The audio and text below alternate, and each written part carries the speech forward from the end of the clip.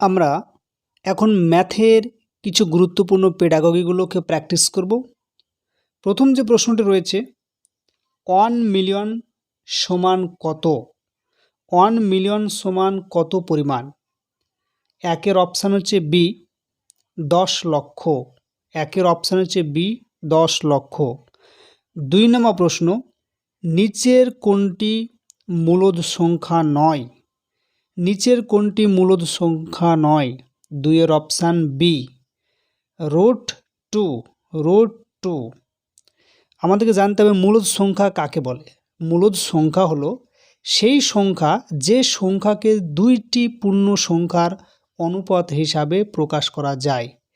মূলদ সংখ্যাকে দশমিক আকারেও প্রকাশ করা যায়। তাহলে 2 এর অপশান হচ্ছে বি √2। 3 নম্বর প্রশ্ন, অখণ্ড সংখ্যার সেটটি হলো কত? 3 এর অপশান হচ্ছে সি। 3 এর অপশান হলো সি। এখন অখণ্ড সংখ্যা কাকে বলে? অখণ্ড সংখ্যা হচ্ছে শূন্য এবং স্বাভাবিক সংখ্যাগুলিকে আমরা একত্রে অখণ্ড সংখ্যা বলবো। শূন্যকে এবং স্বাভাবিক যে সংখ্যাগুলো রয়েছে তাকে আমরা একত্রে অখণ্ড সংখ্যা বলবো। 3 এর অপশান হচ্ছে সি। 4 নম্বর প্রশ্ন, সামান্য ভগ্নাংশ কয় প্রকার? 4 এর অপশান সি 4 প্রকার। সামান্য ভগ্নাংশ কয় প্রকার? 4 এর অপশান সি 4 প্রকার। সামান্য ভগ্নাংশ কাকে বলে? এটা আগে জানতে হবে। সামান্য ভগ্নাংশ হচ্ছে কোনো ভগ্নাংশকে যখন লব ও হর দ্বারা প্রকাশ করা হয় তখন তাকে সামান্য ভগ্নাংশ বলে। তাহলে সামান্য ভগ্নাংশ হচ্ছে 4 প্রকার। 5 নম্বর প্রশ্ন, নিচের কোনটি পরস্পর সহমৌলিক? 5 এর অপশান হচ্ছে সি 22 এবং 27। নিচের কোনটি পরস্পর সহমৌলিক? 5 এর অপশান সি 22 এবং 27। সহমৌলিক সংখ্যা কাকে বলে? সহমৌলিক সংখ্যা হচ্ছে দুটি সংখ্যার সাধারণ গুণনীয়ক শুধু যদি 1 হয়, দুটি সংখ্যার সাধারণ গুণনীয়ক যদি 1 হয় তাহলে সংখ্যাগুলো পরস্পর সহমৌলিক হয়। 6 নম্বর প্রশ্ন, কোন গ্রন্থে প্রাচীন ভারতের জ্যামিতিক বিষয় চর্চা সম্পর্কে আমরা জানতে পারি? কোন গ্রন্থে প্রাচীন ভারতের জ্যামিতিক বিষয় চর্চা সম্পর্কে আমরা জানতে পারি? 6 এর অপশান সি শুল্বসূত্র। শুল্বসূত্র। 7 নম্বর প্রশ্ন, যে কোণের পরিমাণ 90 ডিগ্রি অপেক্ষা কম তাকে কি বলে? 7 এর অপশান এ সূক্ষ্মকোণ। যে কোণের পরিমাণ 90 ডিগ্রি অপেক্ষা কম তাকে কি বলে? সূক্ষ্মকোণ। 8 নম্বর প্রশ্ন, দুটি সমান্তরাল সরল রেখাকে অপর একটি সরলরেখা ছেদ করলে ছেদকের একই পার্শ্বে যে কোণদ্বয় উৎপন্ন হয় তাদের কি বলে? দুটি সমান্তরাল সরলরেখাকে অপর একটি সরলরেখা যদি ছেদ করে ছেদকের একই পার্শ্বে যে কোণদ্বয় উৎপন্ন হয় তাদের কি বলে? 8 এর অপশান বি অনুরূপ কোণ। অনুরূপ কোণ। 9 নম্বর প্রশ্ন, 1 মাইল সমান কত কিলোমিটার? 9 এর অপশান ডি 1.6 কিমি। 1 মাইল সমান হচ্ছে 1.6, আরও সামথিং কিছু রয়েছে কিন্তু এখানে অপশান যেহেতু 1.6 তো অ্যান্সার হবে 1.6 কিমি। 10 নম্বর প্রশ্ন, 1 কিমি সমান কত? 1 কিমি সমান কত? 10 এর অপশান সি 10 হেমি হেক্টোমিটার। 10 হেমি হেক্টোমিটার। 11 নম্বর প্রশ্ন, নিচের কোনটি সঠিক সম্পর্ক? নিচের কোনটি সঠিক সম্পর্ক? 11 অপশান হচ্ছে বি 10 ডেলি সমান হেলি লেখা আছে, তার আগে একটা অপশান ওটা প্রিন্ট মিস হচ্ছে 1 হেলি। 10 ডেলি সমান হবে 1 হেলি। তাহলে 11 অপশান হচ্ছে বি। 12 নম্বর প্রশ্ন, 20, 22, 24, 26, 28 কী ধরনের তথ্য? 12 অপশান হচ্ছে বি বিন্যস্ত তথ্য। বিন্যস্ত তথ্য। 20, 22, 24, 26, 28 হচ্ছে বিন্যস্ত তথ্য। 13 নম্বর প্রশ্ন, পরিসংখ্যানে তথ্য সংগ্রহের উৎস কয়টি?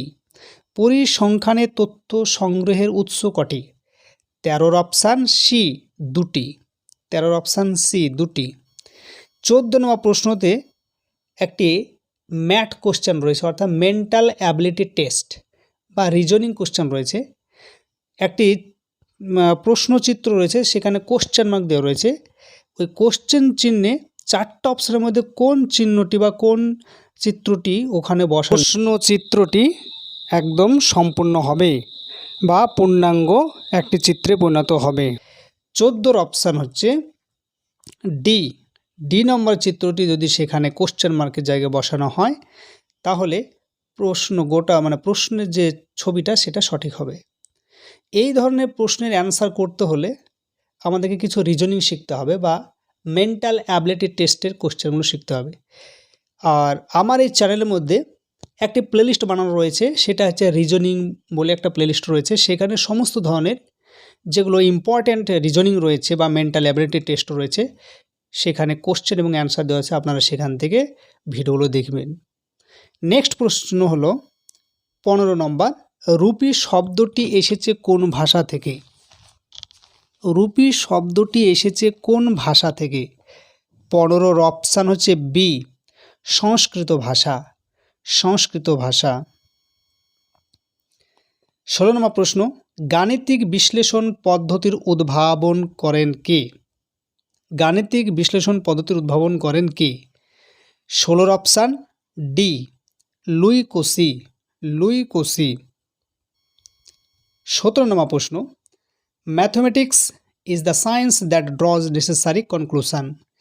ম্যাথমেটিক্স মানে অঙ্ক, ইজ দ্য সায়েন্স অঙ্ক হচ্ছে একটা বিজ্ঞান, দ্যাট ড্রজ যেটা আমাদেরকে নিয়ে আসে, নেসেসারি কনক্লুশন প্রয়োজনীয় উপসংহারের দিকে বা সিদ্ধান্তের দিকে নিয়ে আসে।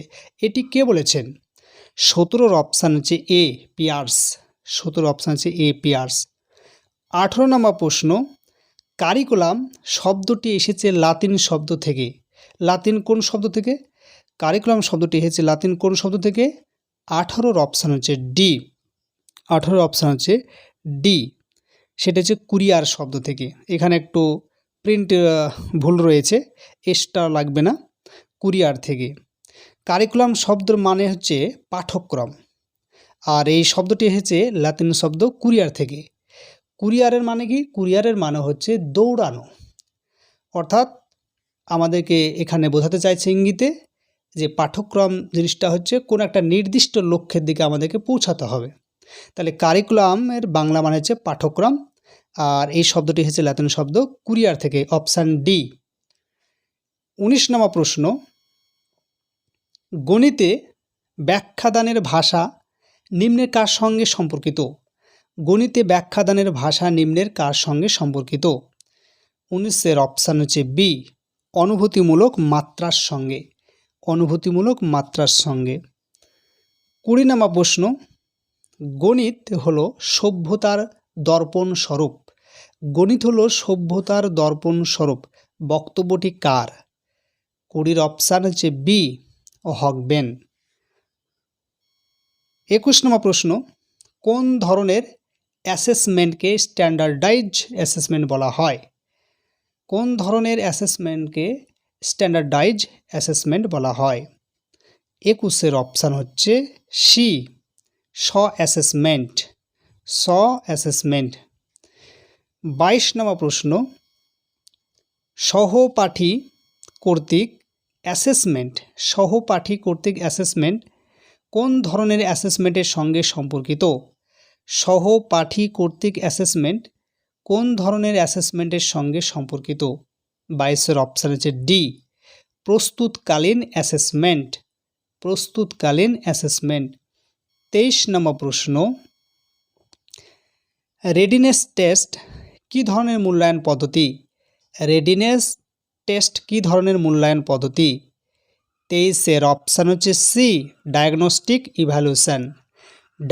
ডায়াগনস্টিকের বাংলা মানে হচ্ছে লক্ষণ নির্ণয়, রোগ নির্ণয়, ইভ্যালুয়েশন হচ্ছে মূল্যায়ন। তাহলে 23 অপশান হচ্ছে সি রেডিনেস টেস্ট হচ্ছে ডায়াগনস্টিক ইভ্যালুয়েশন। 24 নম্বর প্রশ্ন, এন্ট্রি পয়েন্ট ইভ্যালুয়েশন কাকে বলা হয়? এন্ট্রি পয়েন্ট ইভ্যালুয়েশন কাকে বলা হয়? 24-এর অপশান হচ্ছে সি, স্থান নির্ণায়ক মূল্যায়ন। স্থান নির্ণায়ক মূল্যায়ন। 25 নম্বর প্রশ্ন, স্পিড টেস্ট অভিক্ষার কোন ভাগের সঙ্গে সম্পর্কিত? স্পিড টেস্ট অভিক্ষার কোন ভাগের সঙ্গে সম্পর্কিত? 25-এর অপশান হচ্ছে ডি, পদ্ধতির অভিক্ষার প্রকারভেদের সঙ্গে সম্পর্কিত। পদ্ধতির অভিক্ষার প্রকারভেদের সঙ্গে সম্পর্কিত। 26 নম্বর প্রশ্ন, নিরবচ্ছিন্ন ও সঠিক মূল্যায়নের বৈশিষ্ট্য কী? নিরবচ্ছিন্ন ও সঠিক মূল্যায়নের বৈশিষ্ট্য কী? 26-এর অপশান সি, শিক্ষার্থীদের পারদর্শিতার হার নিরূপণ করা। শিক্ষার্থীদের পারদর্শিতার হার নিরূপণ করা। 27 নম্বর প্রশ্ন, কোনো শিক্ষার্থী একটি গণিত শিখতে বারবার ব্যর্থ হচ্ছে, কি করা হবে? কোনো শিক্ষার্থী একটি গণিত শিখতে বারবার ব্যর্থ হচ্ছে, কি করা হবে? 27-এর অপশান সি, শিক্ষক সাহায্য করবেন বিষয়টি সমাধান করতে। শিক্ষক সাহায্য করবেন বিষয়টি সমাধান করতে। 27-এর অপশান সি। 28 নম্বর প্রশ্ন, নিচের কোনটি পর্যবেক্ষণ পদ্ধতির স্তর নয়? 28-এর অপশান বি, সুস্পষ্ট নির্দেশনা দান। সুস্পষ্ট নির্দেশনা দান। নিচের কোনটি পর্যবেক্ষণ পদ্ধতির স্তর নয়? 28-এর অপশান বি, সুস্পষ্ট নির্দেশনা দান। 29 নম্বর প্রশ্ন, পর্যবেক্ষণ পদ্ধতি কয়টি স্তরে সম্পাদিত হয়ে থাকে? পর্যবেক্ষণ পদ্ধতি কয়টি স্তরে সম্পাদিত হয়ে থাকে? 29-এর অপশান বি, 5টি স্তরে। 30 নম্বর প্রশ্ন, সংশোধনমূলক শিক্ষাদানে শিক্ষক হবেন 30-এর অপশান ডি, সবগুলো, অর্থাৎ নিষ্ঠাবান, যত্নবান, আদর্শবান। সংশোধনমূলক শিক্ষাদানে শিক্ষক হবেন 30-এর অপশান ডি, সবগুলো, অর্থাৎ নিষ্ঠাবান, যত্নবান, আদর্শবান। আজ এই পর্যন্ত। নেক্সট ভিডিওতে আমরা অন্য একটি সাবজেক্টের একটি সেট নিয়ে হাজির হব।